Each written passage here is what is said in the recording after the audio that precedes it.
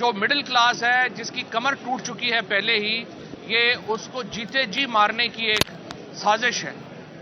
ایسے وقت میں جب دنیا میں اس وقت تیل کی قیمت کم ترین سطح کے اوپر ہے،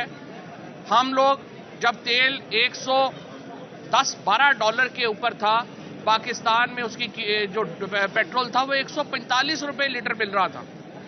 آج جب انٹرنیشنلی جو تیل ہے وہ 70 ڈالر تک جو ہے وہ نیچے چلا جاتا ہے، تو اس کے بعد بھی آپ یہ اندازہ لگا لیں کہ کتنی بڑا اور ہوش ربا اضافہ، یعنی تقریباً دگنا اضافہ جو ہے وہ تیل کی قیمت میں اور ڈیزل کی قیمت میں تو شاید دگنے سے بھی اب زیادہ اضافہ ہو چکا ہے پچھلے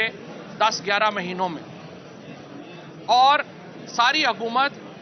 ان معاملات سے توجہ ہٹانے کے لیے عمران خان کی گرفتاری کا ایک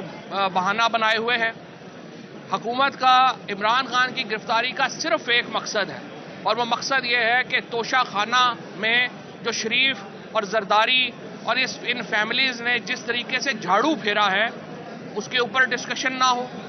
تیل کی قیمتوں کے اوپر ڈسکشن نہ ہو، احتساب کے اوپر ڈسکشن نہ ہو، اور پاکستان کے سیکیورٹی مسائل کے اوپر ڈسکشن نہ ہو۔ لہٰذا یہ تمام اس وقت فوکس کیے ہوئے ہیں کہ وہ عمران خان کی گرفتاری کے اوپر قوم کو توجہ لکھوائیں اور ان تمام موضوعات جو ہیں وہ ڈسکشن سے باہر رہیں۔